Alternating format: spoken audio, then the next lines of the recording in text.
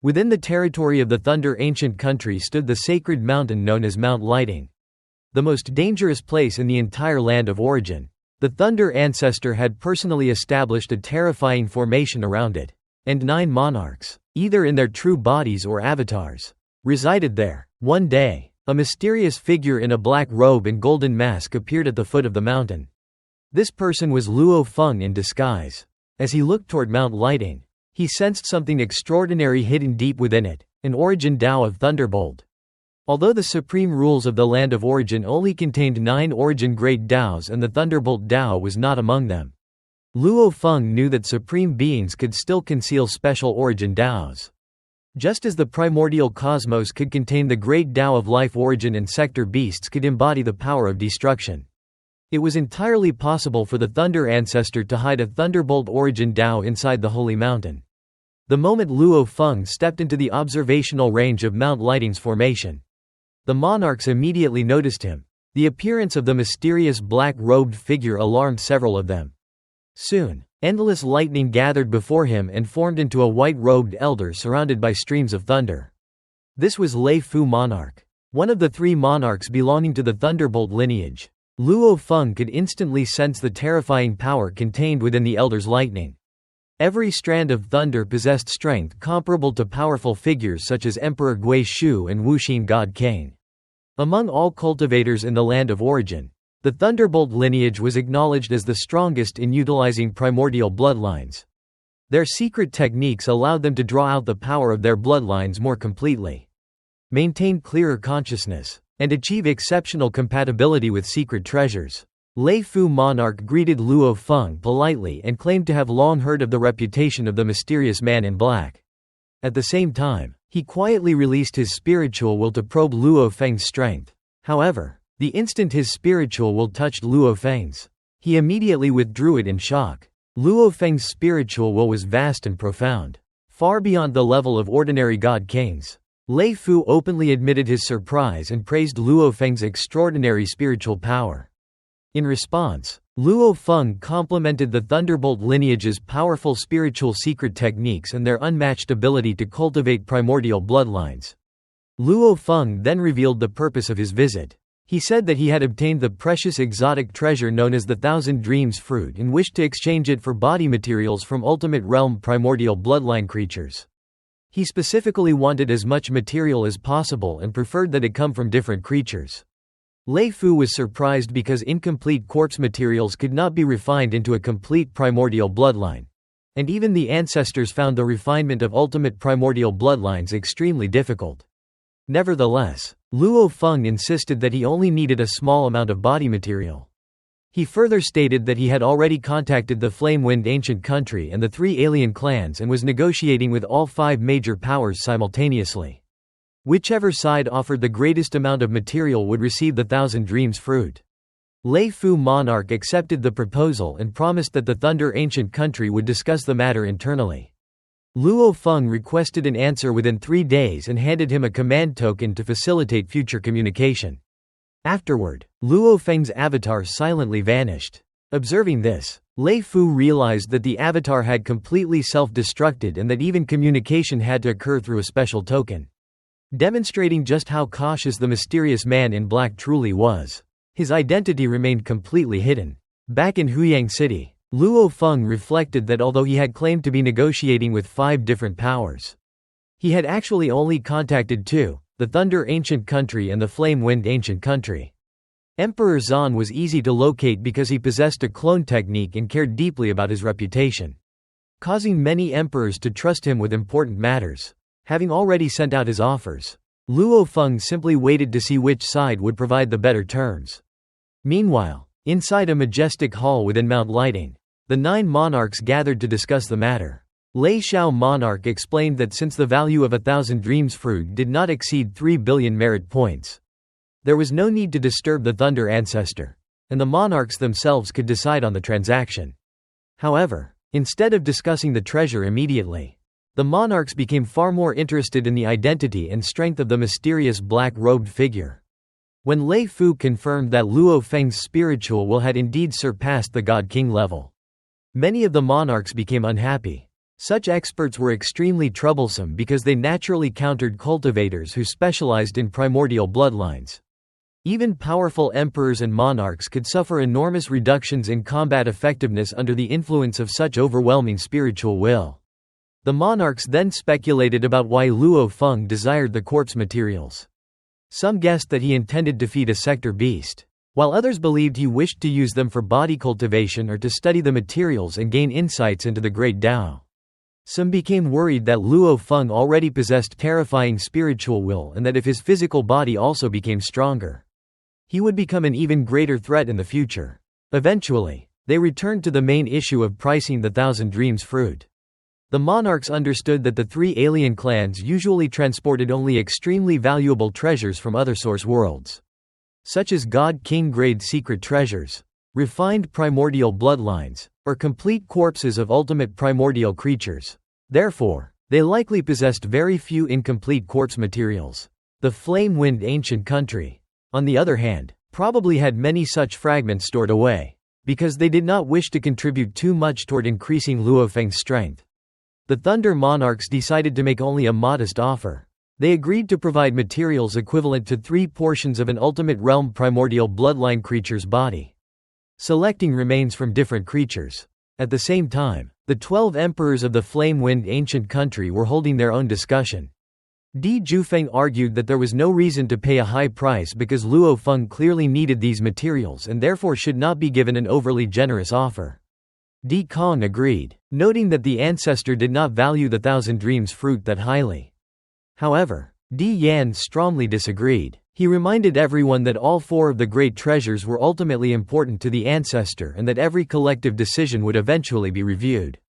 If they made a poor decision and angered the ancestor, someone would have to bear the consequences. Di Shi supported this cautious approach. Several emperors suggested that offering 2 or 3 portions of corpse materials should be sufficient and recommended choosing materials from different corpses to prevent Luo Feng from potentially refining a complete bloodline through some unknown method. As the discussion continued, Di Fu suddenly made a surprising proposal. He pointed out that their treasury currently contained incomplete remains from 3 different Ultimate Realm primordial bloodline creatures, totaling 5 portions of a body. In his opinion, they should offer all 5 portions in exchange for the Thousand Dreams fruit. His suggestion was far more generous than anyone had expected and immediately stunned all the other emperors present. Di Yuan immediately accused him of deliberately giving away the tribe's treasures to the mysterious black-robed cultivator. Leading to a heated argument, Di Fu defended himself, explaining that if they truly wanted the fruit, a low bid would never defeat the offers from the Thunder Ancient Country or the 3 alien clans, who were known to pay extremely high prices for rare treasures. Di Fu reminded the others that the Land of Origin had entered its final stage.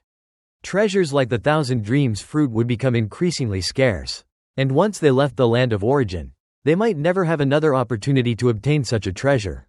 Although the fruit was of limited value to the ancestors, it was incredibly useful to the emperors themselves because consuming it allowed one to experience 1,000 lifetimes in dreams, gain cultivation insights, temper the spirit, and greatly improve one's understanding of cultivation. Di Fu then revealed his true intention. Since his debt to the tribe was relatively small, he intended to personally bear the cost and applied to the ancestors for permission to purchase the fruit for himself. Emperor Di Ming, who also owed little to the tribe, immediately expressed the same desire. The other emperors became tempted, realizing they might never again have a chance to obtain such a treasure after leaving the Land of Origin. However, most of them were burdened with enormous debts to the ancestors and could not afford such an expense. In the end, no one objected, and the proposal to offer 50% of the corpse materials was approved. After the meeting, Emperor Yan privately discussed the matter with Di Wu and Di Shi. He explained that he had known Emperor Di Fu for a very long time and understood his personality better than anyone. Although Di Fu's explanation seemed reasonable, Emperor Yan felt that there was another hidden reason behind his insistence on obtaining the Thousand Dreams fruit. He suspected that Emperor Di Fu might somehow be connected to the mysterious black-robed cultivator. Emperor Yan also noted that the black-robed's terrifying physical body and extraordinary spiritual will made him an exceptionally dangerous and mysterious figure. He decided to observe the trade personally while reminding his companions that, with the Land of Origin approaching its end, They had to seize every valuable opportunity to strengthen themselves before leaving. Meanwhile, Luo Feng received responses from the two ancient countries. The Thunder Ancient Country offered around 30% of corpse materials, while the Flame Wind Ancient Country offered an astonishing 50% from 3 different ultimate primordial bloodline corpses. Surprised by such generosity, Luo Feng accepted the offer from the Flame Wind Ancient Country and arranged a time and place for the exchange. The trade was scheduled in Snow Peak City, a remote city on the border of the Flame Wind Ancient Country. To prevent any possibility of being robbed, Luo Feng arrived in his strongest state, wearing black robes and a golden mask, with a physical body comparable to a world life form and carrying the powerful Star Tower. When he stepped onto the sealed mountain peak where the transaction would occur, he found Emperor Di Fu and Emperor Yan already waiting for his arrival. Luo Feng finally met the 2 emperors of the Flame Wind Ancient Country, Di Yan and Di Fu, to complete the trade for the precious Thousand Dreams fruit. As soon as Di Fu saw Luo Feng's black-robed, golden-faced form, he carefully observed him through his unique perception abilities and was shocked to discover that Luo Feng's life force was far beyond that of almost all the 12 emperors and only inferior to Emperor Ming. To Di Fu, Luo Feng's existence was like a terrifying celestial body suppressing the void itself, proving that his strength was extraordinary. The meeting remained friendly. Luo Feng brought the Thousand Dreams fruit, while Di Fu and Di Yan brought the corpse materials of 3 ultimate realm primordial bloodline creatures. Di Yan revealed that many emperors had opposed paying such a high price and believed that only 20 to 30% of the corpse materials were worth the fruit. But Di Fu had insisted on offering nearly 50%. Luo Feng calmly stated that the 3 alien clans had already offered prices close to 40% of the materials, so a lower offer would never have secured the treasure. Both sides inspected the goods carefully. Luo Feng confirmed that the materials indeed came from 3 genuine ultimate realm creatures born naturally within the land of origin and that the amount was approximately half of their complete bodies. Di Fu also verified that the fruit was authentic. Although the trade appeared peaceful, both sides were fully prepared for conflict. Di Fu had arranged for several emperors to intervene if Luo Feng attempted to seize the treasure by force, while Luo Feng had secretly prepared to activate the Star Tower and imprison both emperors if necessary. Fortunately, the exchange proceeded smoothly. Luo Feng obtained the precious corpse materials, and Di Fu successfully acquired the Thousand Dreams fruit. After the transaction, Di Yan asked why Luo Feng had killed the 3 city lords of Shi Kingdom. Luo Feng merely smiled and replied that if one wished to kill, there was no need for any reason. He then disappeared immediately, leaving Di Yan increasingly curious about his true identity. Back in Huyang City, Luo Feng entered a secluded space within the Star Tower and laid out the immense corpse materials. The remains of the 3 creatures formed mountain-like ranges stretching across the space, with even a single silver-white horn extending trillions of kilometers. Upon examining them, Luo Feng became extremely excited. Through his formless and intangible abilities, he realized that once he completely understood their internal structures, he would be able to transform into these creatures. The 3 creatures embodied numerous forms of the Great Dao. One contained 6 forms, another 7, and the furry creature possessed an astonishing 10 forms.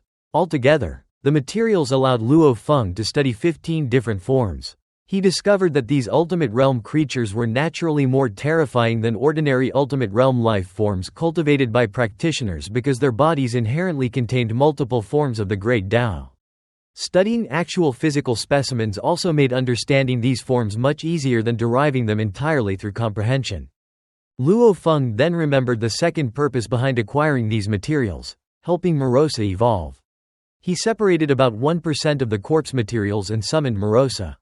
The moment Morosa saw the mountain-like remains, he was overwhelmed with excitement. He had never encountered food of such quality before and instinctively felt that consuming these materials would allow him to reach the ultimate realm and become a true ultimate realm beast. Luo Feng reminded him that obtaining these materials had required an enormous price and that he should conserve them, returning whatever remained after reaching the ultimate realm. Morosa confidently promised that once he became an ultimate realm creature, he would no longer need the leftovers. Filled with anticipation, he eagerly requested to begin his secluded cultivation immediately. Laughing, Luo Feng sent both Morosa and the precious corpse materials into another layer of the Star Tower. hoping that his powerful companion would soon achieve a complete transformation into an ultimate realm existence.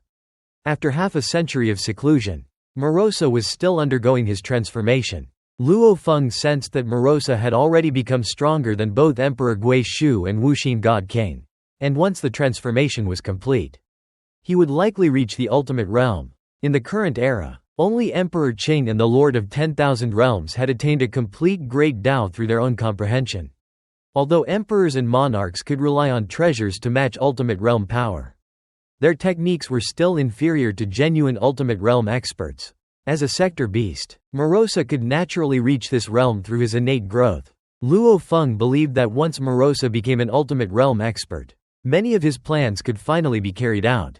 He had been acting cautiously because the two ancient countries possessed terrifying methods of tracing through space, time, and causality. However, a being who mastered a complete Great Dao could sever causality and leave no traces behind.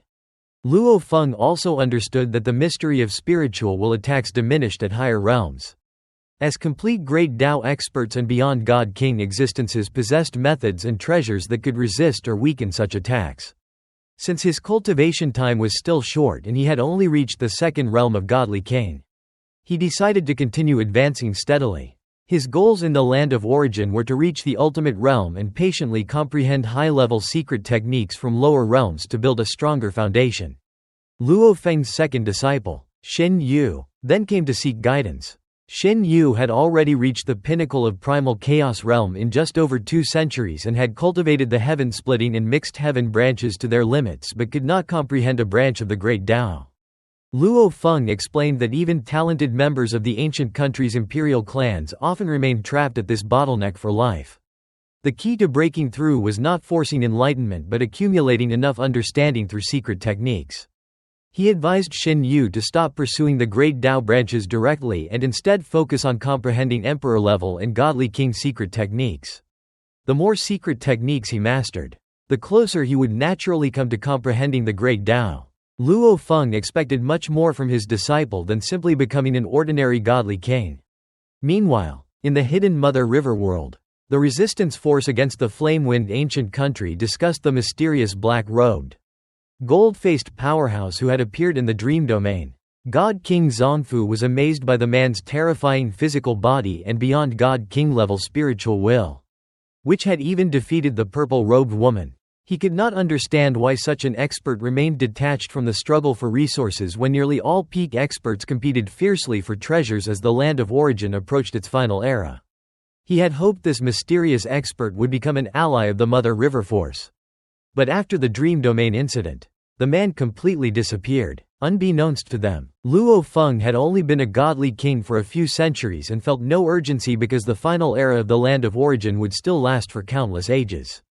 Back in Huyang City, Luo Feng continued studying the corpses of Ultimate Realm primordial bloodline creatures. These materials provided insights into 15 Ultimate Realm life forms, including the 24 forms. He discovered that some creatures combined multiple forms into one existence, revealing astonishing mysteries of life. By comparing these creatures to the countless life-related secret patterns inside the Star Tower, he gradually organized his understanding of life forms. As his research deepened, Luo Feng became increasingly fascinated by the blood-red scales containing 12 colors, the source of countless secret patterns. However, when he examined them more closely, they emitted a terrifying and evil blood light that seemed like an endless sea of blood, causing even his powerful will to tremble. Instead of retreating, Luo Feng became excited and decided to confront and study the scales directly. Incorporating the fear they inspired into his secret techniques, he immersed himself in cultivation, attempting to interpret the scales through the 9 branches of life and death and hoping to create a new merged technique. While the major forces of the land of origin closely watched for the black-robed expert's next move, Luo Feng ignored the outside world and devoted himself entirely to cultivation while patiently waiting for Morosa's transformation. More than half a century passed in this way, but Luo Feng still failed to fully understand the Star Tower and could only barely comprehend the 8th branch merge technique, remaining unable to create a complete technique combining all 9 branches of life and death. Luo Feng decided to test the ultimate power of his world life form after splitting it into 2 bodies. His main avatar retained an enormous reserve of divine power, possessing 56 times the energy of a perfect divine body, while the precious life lotus remained within his internal world. Wanting to know his true strength without relying on treasures, he activated the 8-branch secret technique. Instantly, his endless divine power transformed into a boundless blood-red force, creating an immense river of life that filled the entire layer of the Star Tower. The river seemed infinite, and anyone trapped inside it would never be able to escape unless their power surpassed the entire blood river itself. Luo Feng realized that this river of life was the ultimate fusion of the 8-branch secret method and that it essentially functioned as his true body, while the image of himself standing within it was merely a condensed projection of power. As he observed the river, he discovered that its internal laws were a simplified version of the mysterious blood-red scales, meaning he had only begun to touch the profound mysteries hidden within those scales. Deep inside the river of life rested the gigantic life lotus, which became the river's core and dramatically amplified its might. When Luo Feng unleashed the river's full power, the blood river surged violently, as if it could overturn heaven and earth and annihilate everything in existence. However, he immediately sensed the restraint of the supreme rules. The power of the river of life had nearly reached the maximum limit permitted by the land of origin, and he estimated that an increase of only 30 to 40% would completely touch that limit. This shocked him because he had only reached the second realm of the godly king level and was not using any treasures at all. By combining his enormous divine power, the 8-branch secret technique, and the blessing of the life lotus, he had already reached a level that countless cultivators could never achieve. Luo Feng also realized that the life lotus was nearly as valuable as a beyond god king grade secret treasure, and without it, perhaps only a 9-branch secret technique could reach the same level of power. Luo Feng then turned his attention to the Star Tower itself. The secret techniques he had created, including the River of Life, were all inspired by his comprehension of the Star Tower's secret patterns. But now he wanted to directly use those patterns. As his divine power flowed into the deeper layers of the Star Tower, countless secret patterns began to activate. The phantom of the blood-red scales faintly appeared within the endless blood river, and the entire river immediately reached the absolute power limit allowed by the supreme rules.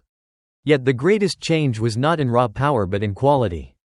Every stream of the blood river now resembled a miniature world, possessing terrifying abilities of suppression, imprisonment, crushing, infiltration, penetration, strangulation, and countless other effects. All the characteristics of the 6-branch, 7-branch, and 8-branch secret techniques merged perfectly into one.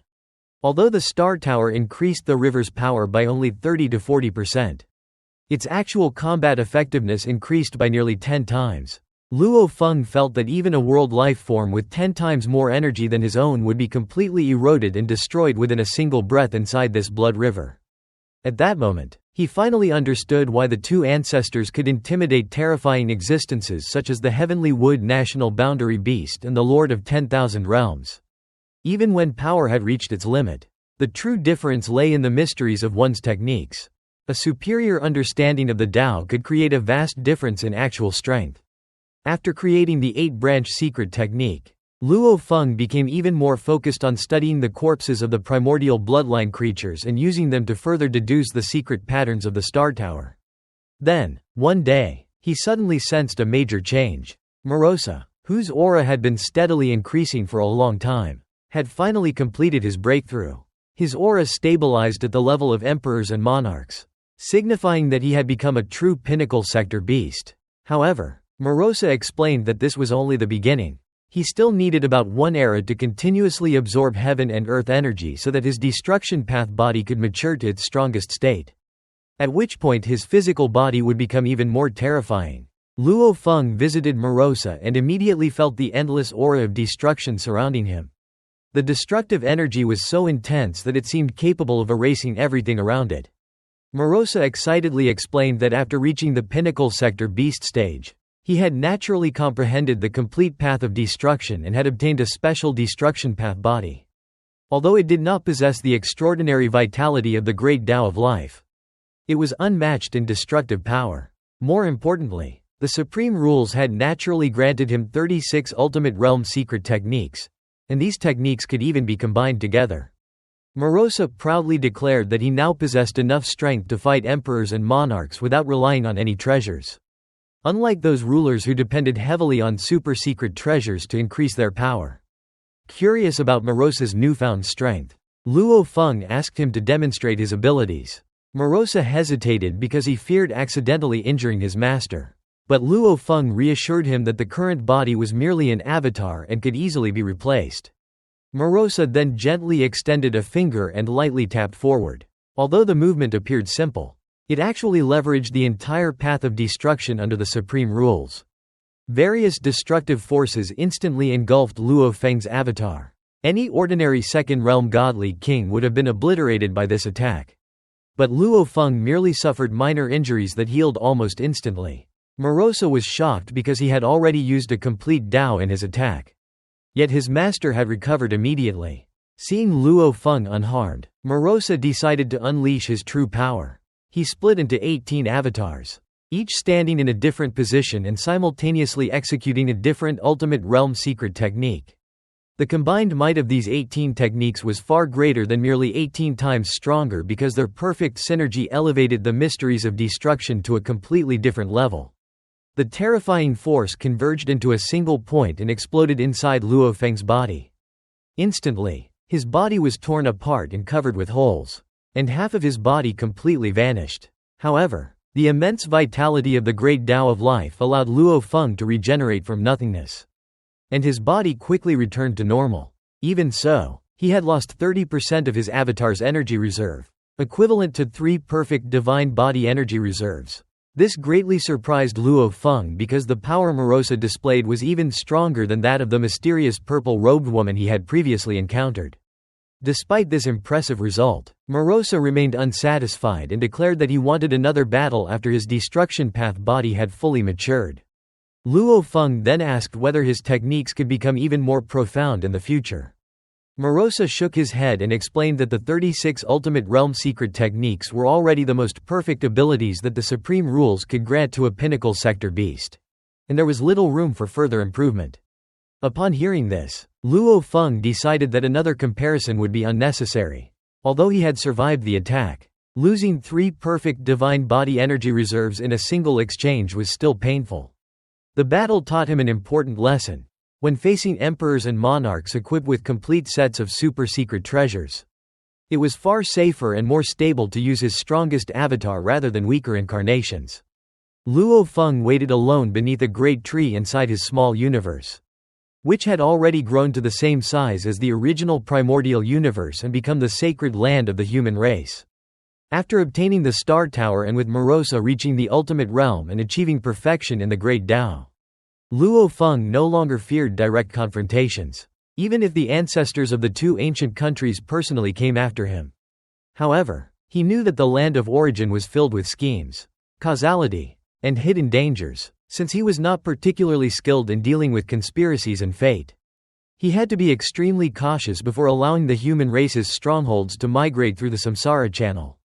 He could not bear the thought of losing any of the human race's top experts, especially people like the primal Chaos City Lord. Soon, 6 figures appeared before him. They were the primal Chaos City Lord, Peng Gong True God, Dark True God, Deserted Mirror True God, Ice Mountain True God, and Dragon True God. These 6 represented the older generation of the human race's greatest experts. They had become true gods despite having very limited resources in the past.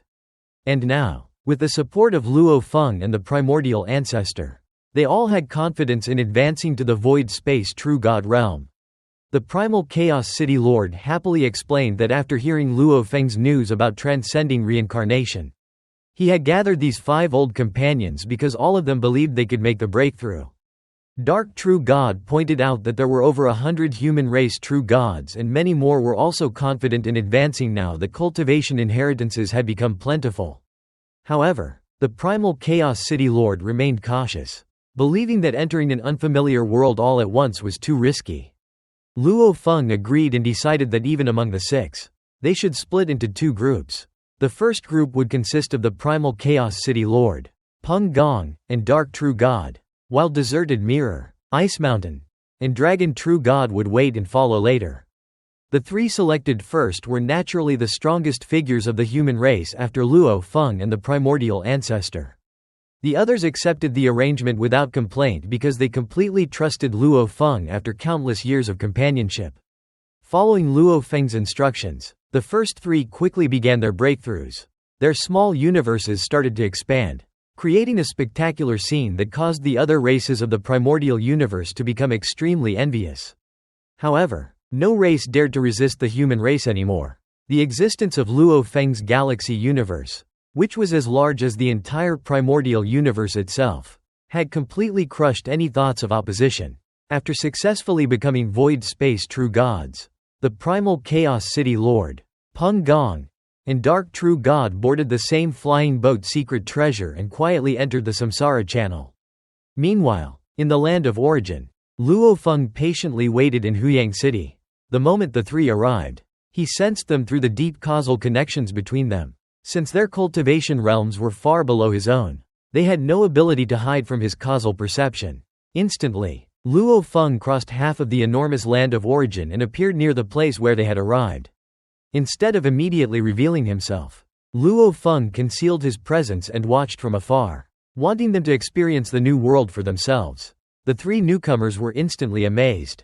The land of origin felt completely different from the primordial universe. The pressure of space was incomparably greater, so much so that ordinary true gods likely could not even fly there without external assistance.